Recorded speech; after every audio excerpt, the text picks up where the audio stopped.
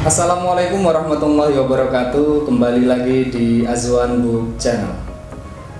Pada episode kali ini kita akan melakukan bedah buku Lanang Tak Pulang karya Fariha, dan sudah ada dan sudah hadir di sini Fariha, penulis buku Lanang Tak Pulang. Kita hadirkan bersama-sama. Fariha, silakan. Sudah hadir bersama dengan saya penulis buku Lanang Tak Pulang karya Fariha. Selamat siang Fariha. Selamat siang Mas Azwan. Ya, ini adalah penulis buku Lanang Tak Pulang, sebuah karya sastra, kumpulan puisi dan cerpen yang sangat menarik untuk kita baca bersama-sama, terutama kaum milenial untuk membaca buku ini. Mereka yang mengalami luka pedih, luka hati, sobat ambyar wajib untuk membaca buku dari Fariha dengan judul Lanang Tak Pulang. Untuk lebih jelasnya kita langsung saja membedah buku Lanang Tak Pulang karya dari Fariha. Untuk lebih jelasnya, lebih detailnya bagaimana buku ini diciptakan. Kemudian yang saya baca dari buku ini adalah hasil dari perjalanan hidupnya, teka-teki dalam percintaannya, kemudian bagaimana rasa sakit yang diderita selama dalam perjalanan cintanya. Jadi dalam buku ini adalah refleksi dirinya, bagaimana dia merasakan cinta dengan kepahitan, dengan sedikit kebahagiaan yang dituliskan dalam buku ini dalam bentuk puisi-puisi maupun dalam cerita-cerita pendek yang lainnya. Langsung saja kita hadirkan bersama dengan Fariha dengan buku Lanang Tak Pulang. Bisa dijelaskan terlebih dahulu bagaimana buku ini bisa dihadirkan kepada para pembaca, kemudian latar belakang apa yang kemudian bisa menjadikan satu buku dengan judul Lanang Tak Pulang. Baik, sebelumnya saya ingin mengucapkan terima kasih untuk Mas Azwan. Suatu kebanggaan saya diundang ke kanal YouTube-nya untuk membincangkan karya pertama saya yang berjudul Lanang Tak Pulang. Sebagaimana kita ketahui bahwa menulis adalah bekerja untuk keabadian. Jadi maksud hati saya untuk menuliskan apa yang saya rasakan itu adalah untuk mengabadikan apa yang ada dalam ingatan-ingatan saya. Jadi buku ini lahir dari kecemasan hati saya karena selama ini saya merasa sendiri, karena tidak semua manusia itu memiliki pasang telinga yang baik untuk menjadi pendengar yang baik, sehingga saya mencurahkan isi hati saya dalam bentuk tulisan dan saya kumpulkan akhirnya menjadi sebuah buku yang saat ini bisa dinikmati oleh kawan-kawan semuanya. Seperti itu. Oh iya, kenapa memilih judul Lanang Tak Pulang? Lanang sendiri merupakan representasi atau manifestasi dari salah satu tokoh dalam buku ini. Kemudian mengapa tak pulang?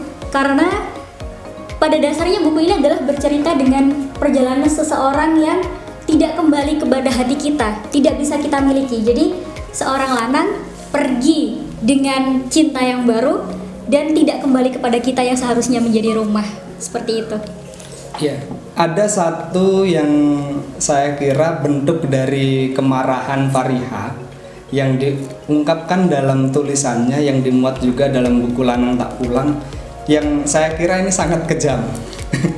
Dengan judul "Sayang ini tak sopan tapi harus tetap kukatakan".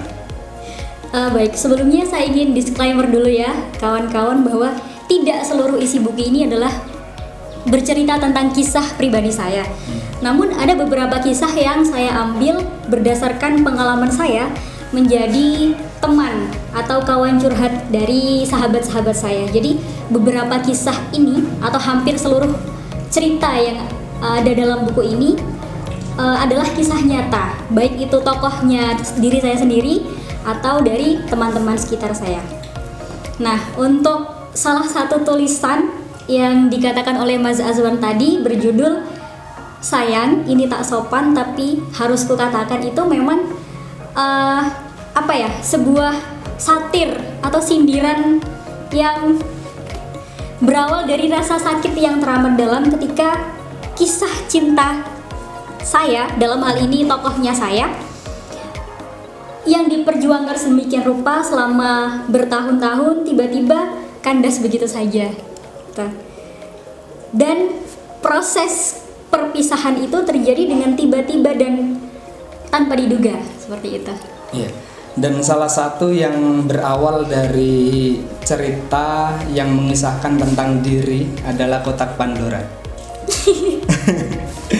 Ternyata Mas Azwan ini pandai sekali ya menebak mana yang saya tulis berdasarkan pengalaman pribadi dan mana yang saya tulis berdasarkan pengalaman orang lain. Iya, dan di dalam buku ini banyak sekali puisi-puisi yang teman-teman nikmati, dan barangkali nanti di akhir video ini saya minta satu puisi untuk dibacakan oleh Fariha. Boleh. Satu puisi yang paling disukai, yang paling mengena, dan dalam penulisan puisinya diiringi dengan lara dan juga air mata. Dari beberapa yang ada ditulis dalam buku ini, banyak sekali hal yang saya dapatkan, terutama bagaimana Fariha kemudian memberikan sedikit sejarah yang ketika membicarakan Al-Maghfurullah Bajid dan juga yang lainnya, kemudian bagaimana menuliskan dengan emosi yang luar biasa saya kira dari buku ini. Jadi ada satu judul yang sangat saya suka di sini adalah Mahar Kang Nadar.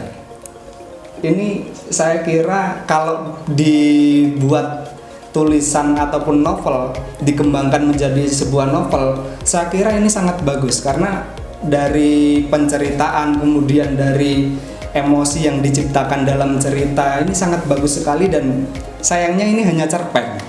Jadi perlu dikembangkan lagi dan perlu untuk dibuat lebih panjang supaya kita dari penikmat karya sastra itu lebih menikmati lagi.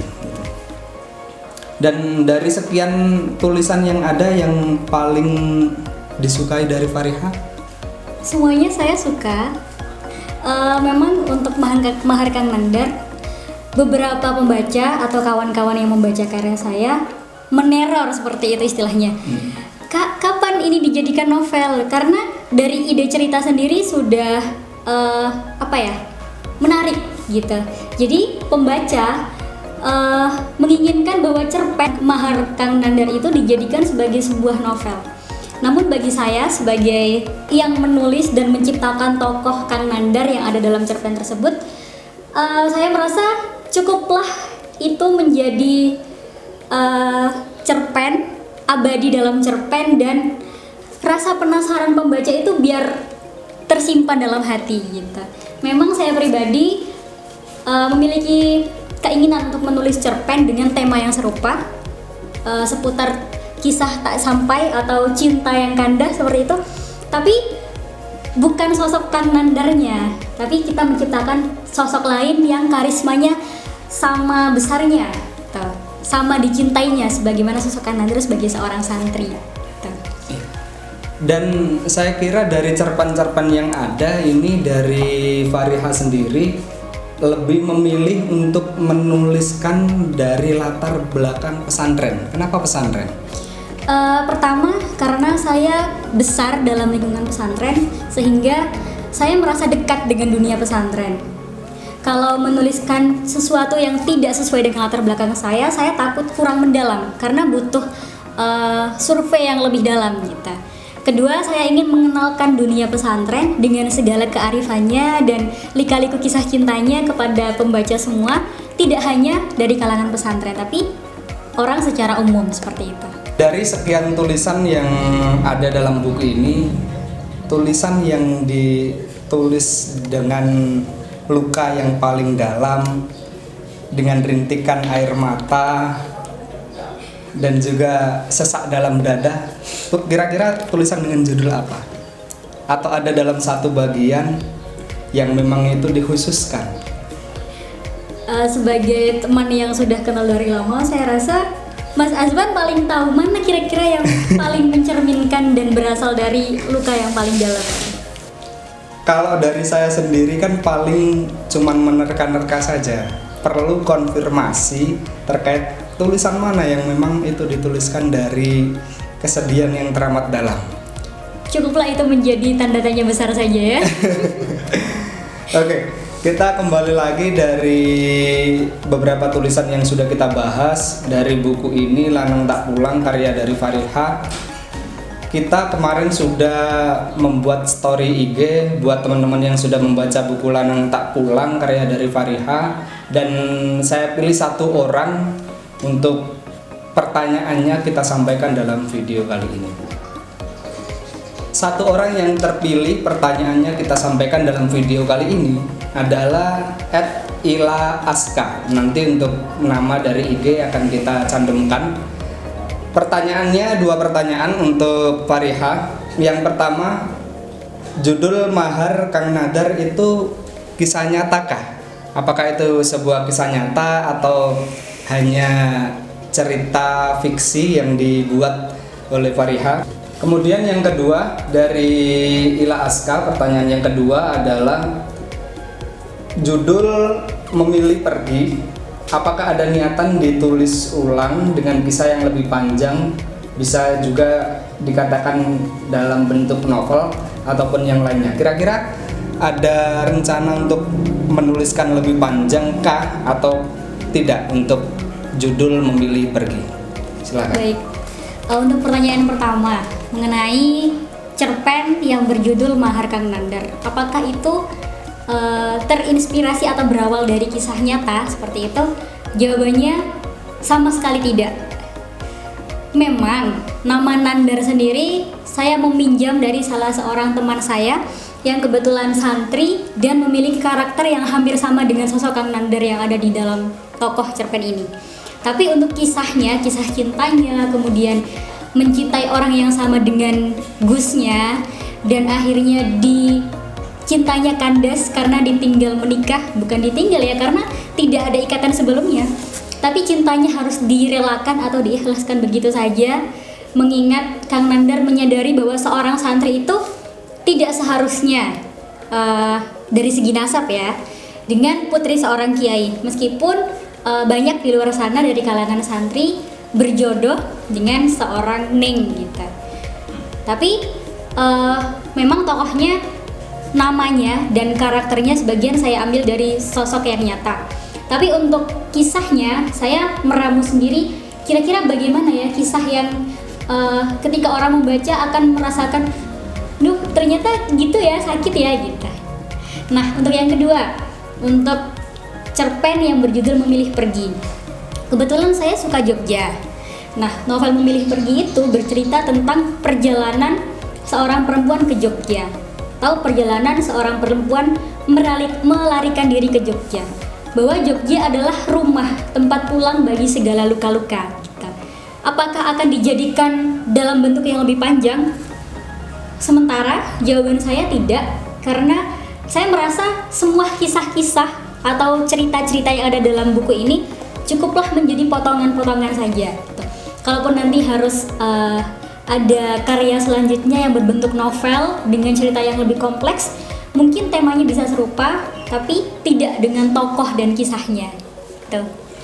Itu tadi jawaban untuk @ila aska dari pertanyaan yang sudah dikirimkan lewat Instastory. Dan kita tiba di akhir video. Seperti yang sudah saya katakan di awal, bahwasanya di akhir video kita akan melihat pembacaan puisi dari Fariha, puisi yang dipilih yang menurutnya terbaik dari buku Lanang Tak Pulang, sebuah buku dari kesedihan yang teramat mendalam, curahan hati seorang perempuan rantau di Kota Malang, dan dari serpian-serpian sakit hatinya dijadikan satu buah karya dengan judul Lanang Tak Pulang. Kita langsung saja ke pembacaan puisi dari Fariha, silahkan. Baik, saya akan membacakan puisi yang tadi sempat disinggung oleh Mas Azwan dan mendapat respon paling banyak di Instagram. Sayang, ini tak sopan, tapi harus tetap kukatakan. Sayang, apa kau tak ingin bertanya bagaimana keadaanku setelah kau tinggalkan begitu saja tanpa penjelasan apa-apa? Apa kau tak ingin tahu bagaimana kondisiku selepas kepergianmu? Apa kau tak pernah memiliki keinginan untuk kembali dan menyelesaikan apa-apa yang masih menggantung selama ini? Jika jawabannya tidak, maka izinkan aku saja yang bercerita ya. 4 tahun dan ternyata sulit sekali menahan diri untuk tidak bertanya, ada apa dengan kita? Kenapa kau tiba-tiba berubah, padahal sebenarnya kita tidak sedang bermasalah? Apa aku bersalah? Apa aku pernah melakukan sesuatu yang membuatmu kecewa? Aku tidak tahu bagian mana yang harus kuperbaiki jika kau diam saja begini. 4 tahun dan ternyata sulit sekali menahan diri untuk tidak mengakui bahwa sebenarnya aku rindu kamu. Aku rindu malam-malam yang pernah kita habiskan dengan hal-hal sederhana tapi membuat bahagia. Aku rindu saat kau bertanya, ingin makan apa? Ingin makan di mana? Namun aku selalu menjawab terserah. Sayang, terus terang, yang kau lakukan kepadaku itu menyakitkan. Amat sangat. Tapi apa boleh buat? Aku bukan dermaga tempat sauhmu tertambat. Bodohnya, sejauh apapun kau pergi, sedalam apapun perih yang kau beri, hatiku selalu punya tempat untuk kau pulangi. Sayang, maafkan, ini tak sopan, tapi harus tetap kukatakan. Kamu bajingan. Malang 2019. Terima kasih. Pembacaan yang sangat menguras emosi dengan penjiwaan yang sangat tinggi. Saya kira siapapun yang mendengarkan dengan hati pasti tidak sampai menahan diri untuk tak bersedih. Air mata tidak akan terasa berharga jika tidak untuk orang yang kita cintai. Terima kasih Fariha dengan buku Lanang Tak Pulang. Cukup sekian dari saya dan juga dari Fariha untuk bedah buku Lanang Tak Pulang kali ini. Terima kasih semuanya. Wassalamualaikum warahmatullahi wabarakatuh.